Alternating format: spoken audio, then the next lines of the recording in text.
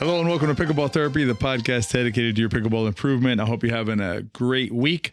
This week's podcast, we're going to be tackling some strategic awareness ideas. You know, oftentimes on the podcast, we spend a lot of time on perspective, on bigger picture understanding of the game. I think that's an awesome use of our time. And once in a while, though, we want to get into some strategic stuff, basically like mental part of it in terms of just being aware of situations and how it's going to help you strategically. That's what we're going to do in today's episode. I have three different areas that we're going to be exploring. Before we do a couple of shout outs, appreciate the rating and reviews, and then a couple pieces of housekeeping, and then we'll dive into the podcast. So first of all, thank you. Let's see your riff comments from N2 something.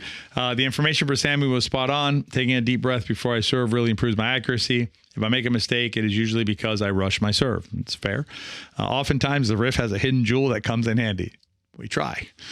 And then this one's from Megan. Thank you, Megan, for leaving this. Therapy for my mental game. When I started pickleball, I quickly discovered my mental game was really beating me. This podcast made an amazing difference. I thought I had it conquered until I played in a tournament. Now I know that this is an ongoing battle that I need to regularly work on. I listen to this podcast on the way to the courts and when I'm walking my dog, most every day. Don't know what I'm going to do when I've listened to all of the old episodes. I have a suggestion for you in a second, but I'll cross that bridge when I get there. Thanks for continuing to do this podcast. It's my pleasure, Megan, and thank you and the other listener for your comments, for your feedback. Recommendation for you if you want to continue to build the book. So, but it's titled Pickleball Therapy, the book. It's available now. It's a digital form. We'll put a link in the show notes. You can also go to betterpickleball.com and get your early copy. You'll be one of the first players to understand these new approaches, these different ways of thinking about the sport that'll really help you. And what I really like about this process too is we're all a work in process. I am, you are. But one of our students wrote in a post in our online community recently, talking about how I believe it's how they were basically hearing like stuff from professional athletes in other sports and football and things like that. That's all about like the win and, you know, having the sort of the Ricky Bobby mentality. If you don't know what that is, you'll find out in the book or you've seen the movie, but having that mentality and just saying those words. And so it was a really nice post, great question, you know, articulated some different ways that others use the mental part. And so I'm going to be addressing that next week's podcast. The reason I bring it up today is because it is a journey for all of us, right? It's like Megan said, it's never ending, right? And we're always, you know, society, friends, the way we interact, the way others interact with the sport will have an impact on how we interact with the sport, and at least in our mind, right? And so we have to be conscientious of this and also be on guard, if you will, to these potential outside influences that can take us to a place that we don't want to be with the sport. So anyway, so that's coming up next week, but I wanted to mention that because of the journey and also invite you to get the book so that you can take advantage of those sooner rather than later. We will have a print version of the book coming out before the end of the year. Exact date TBD, but I anticipate in the next 30 days or so we'll have that lined up with the Amazon situation there. They're the ones that really control that ecosystem, so that'll be where it'll be. So, all right, let's dive into these three different areas, and I want to talk about strategic. This is strategic awareness, right? So this is where you are. You know, you're basically preparing yourself mentally to anticipate better by your awareness of what's going on from a strategic standpoint. And we're going to look at three different areas.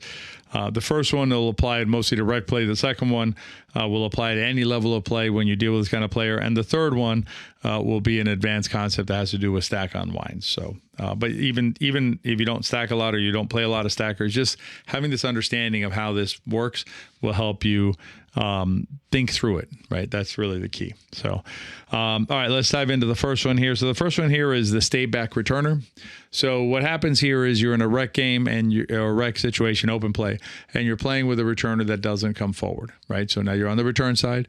You're the other player. You're not returning serve, and you're playing with a partner who does not come forward. And now we've talked about this before in some other contexts, but not here this way. It's a question of strategic awareness, right? You understand strategically that the best place for you to play is up at the non-volley zone line. That's why you're there as a non-returner. That's why you go up there and stand there. You're the only player on the court at the beginning who can be there, right? And so you go up there because it's strategically more advantageous to you. But sometimes you're going to play with players who don't have the same strategic awareness that you do. Now that is another layer of strategic awareness for you. In other words, you're aware that you're playing with a player who either doesn't appreciate it or for whatever reason can't get up to the line before the 4-shot. So the question now is, what do you do? Now, the strategic thinking here is, if I stay up at the line and my partner stays back, what's going to end up happening in a lot of situations is the opponents are going to come forward. So now the serve team is going to come up to their line. So it'll be you alone at your line and the 2 players from the serving team ganging up against you, if you will, on their line, and your partner back at the baseline or somewhere in the transition zone. Now think through that in terms of how that rally ends that you're going to like. The answer is not many situations, because likely what will happen is your partner is going to lay the ball up. It's going to basically lift the ball. Then if your opponents know what they're doing, you're going to be the one to eat it. You're going to get the one with the smash. You're going to get the smash at you. So from a strategic standpoint, is that how we want to play this game? I would submit to you the answer is no. And then you get into a situation or a question of what can you control there? Can't control your partner necessarily. So what can you do? Well, from a strategic awareness standpoint, you can back up, right? You can back up all the way back to wherever your partner is. So if your partner wants to stay around the baseline, great. You want to take a step in there, that's fine too. Somewhere around there is fine. But you're going to be in rough contact with your partner in terms of the depth that you're at. What that does is it allows you to not be the one getting smashed with balls. And if you do get smashed with a ball in your direction, you're back, so you can defend it better. You can just keep the balls in play. You also get more shots, right? You get more opportunities to touch the ball and things like that. So that's an example of how you think of strategic awareness, how you apply, I should say, strategic awareness to your play in open play or rec play situations where you don't have control over every aspect, everything that's going on the court, and there are going to be times when you're going to want to stay back with your partner from a strategic standpoint, because it is better than you staying up and then staying back, which is, we refer to that in our coaching as islands of despair. It's the worst formation in pickleball, one up, one back. We're talking about a standard procedure, standard formation here, not like where you're attacking or taking advantage of an opportunity. That's fine. But if you're just staying like constantly one up, one back, one up, one back, one up all the time, that can be a very difficult way to play this sport of pickleball. So that's a strategic awareness situation for you there on open play. The second one I want to address is a more broad application, and this is when you're facing potentially a lobber. So here you can go through and all of these we can go as complex and deep as we want to. We're going to keep it kind of mid-level here. As I go into this, I do want to let you know that at the end of October, I'm having, actually I don't remember the exact date, but I know it's after this podcast, but shortly after this podcast. But I have a strategy clinic where I'm going to teach you how to read the room. And this is a good example here in reading the room when you're playing against a potential lob situation. So when you think about lobbers, right, how do you tackle lobbers from a strategic awareness standpoint? Well, first, and I know this is going to sound super simple, but listen, I played with players who, half a game in, they'll be like, oh, you're left-handed. And no criticism, right? That happens, but that's not even seeing that I'm a left-handed player after however many rallies. But the first step is being aware that you're facing one or two lobbers, right? Lobbers don't come out to the court in disguises and stuff. If they're lobbers, they're lobbers. And let me be clear, I'm not criticizing any lobber. I think lobbing is fine. I played this morning and I lobbed plenty. But so you're facing a lobber. Then the second thing you're going to look for is, where do they lob from? Forehand or backhand? What do they prefer? Third thing is baseline, non-volley zone lob. Where do they lob? What part of the court do they lob from? Front or the back, or anywhere? I mean, some players like I can lob from anywhere and any side, so I'm probably the most dangerous type of lobber. But most lobbers who you're facing probably prefer one side, forehand. Usually forehands are more common than backhand lobs. So usually it's a forehand lob, and they have a preferred spot. Whether it's lobbing from the non-volley zone line or lobbing from the back. So that's strategic awareness. And then what type of ball do they like to lob? And then what you do is this is the idea of talking about reading the room, right? Where you basically read those pieces coming together. Right? It's almost like it's like you're I don't know, you're sitting outside on the pier or something, looking across the water, and you see a storm rolling in, right? You see lightning in the sky, you see dark clouds, maybe you see bands of rain, maybe you start feeling the wind, maybe you got your phone and there's a weather app, right? And you're like, okay, probably going to rain. Maybe let me get off this pier. Really no different, right? When you're playing pickleball. So you're looking out there and you see the storms are gathering, the clouds are gathering, you hear thunder, you see a little bit of flashing in the sky. Might be a lob coming your way. And so, piecing these parts together, right? In terms of like the player is a lobber, they're getting a ball on the side they like, they're getting the type of ball that they like. And then you can look at also their body. What's their body look like, right? Does it look like a lobbing position? Most lobbers kind of lean back a little bit. They open their body up a little bit to lob because it's easier to lob usually from that kind of position, where you kind of open up a little bit and then you're able to hit that lob. So you can start reading those pieces and then you can take action sooner rather than later, right? As opposed to waiting for the lob to be, to bounce behind you before you go get it, you can start fading off the line a little bit to squeeze their space. You can tell your partner, to go cover it. You can communicate sooner, all these types of things if you read the room sooner. So that's the second one I wanted to share with you. And then the last one I want to share with you is a stack unwind. And let me lay this out for you. So this is a stacking attack concept. And this is, again, strategic awareness. This is being aware of what your opponents are likely to do and then understanding how to attack it strategically. So you're playing against stackers and they are doing what's called the unwind on the return side. So they're returning and then either they're going to, it could be an unwind or it could be an off-court stack, but they're going to basically, the returner is going to go diagonal, right? There's going to be an opening there as their partner who's up at the non-volley zone line either slides over or comes in from the outside. Most of the times these days you're seeing more of these switch stack. That's why it's an unwind as opposed to the old school one player off the court coming onto the court. If you don't understand this part of the story, don't worry about it too much. But it's basically how you can. It's two different ways of stacking.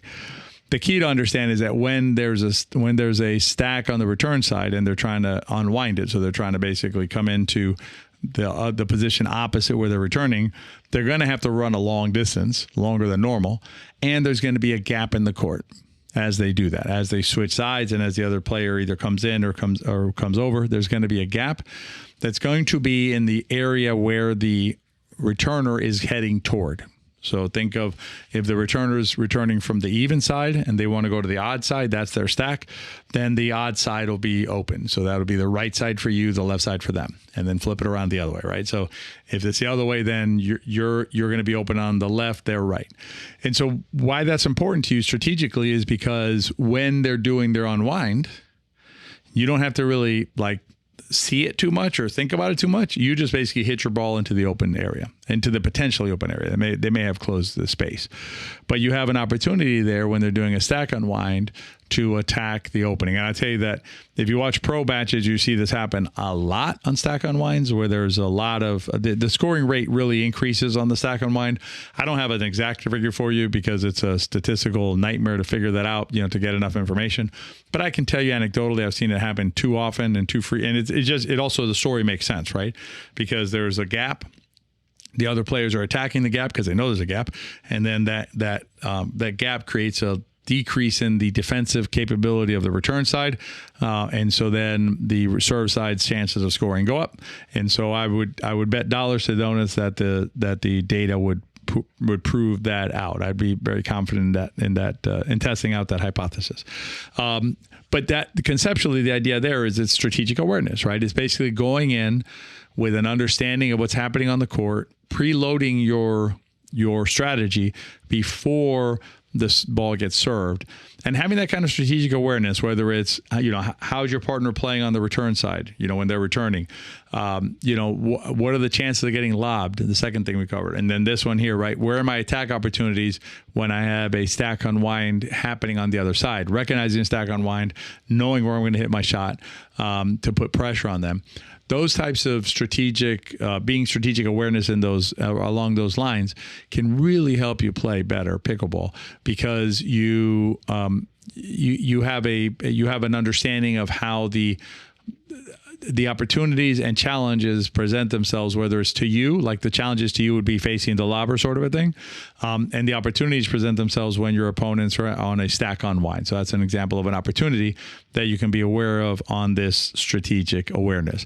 And having that awareness, it's a very nice sense of calm. It gives you an ability to read what's happening on the court. It's kind of like you're watching a show or a movie, and you can follow the storyline. Right, you're watching it. You're like, yeah, I know. I follow the storyline. I know what's happening here.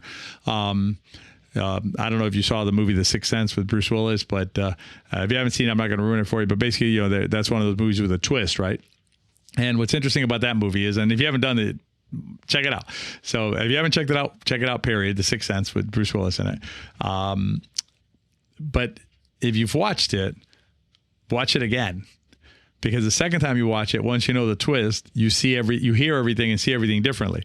It's kind of the same thing here, right? The better you get at like reading the room when you're playing pickleball, it's kind of like you already know what the twist is before the twist happens, and you get ahead of it. And take advantage of it. So hopefully that helps you with your strategic thinking, which is obviously part of the mental. It overlaps athletic pillar and strategic pillar. It's strategies, but it's also using our mind to get ahead of them and to give us some clarity when we're out there playing. So hopefully you enjoyed this week's podcast. If you did, please consider rating and reviewing it, like the two listeners that I shared earlier with you. If you want to check out the book, check out the book. It's available now. And if you're into game breakdowns and understanding how to read the room, please join me for our strategy clinic. I think it's in a few days, but there'll be a link here, or you can go to betterpickleball.com and find the strategy clinic and sign up for it. So I hope to see some of you there. Otherwise, I will see you in the next episode of Pickleball Therapy. One last thing, if you enjoyed the podcast, share it with your friends, because if you enjoyed it, they will too. Be well, and I'll see you next week.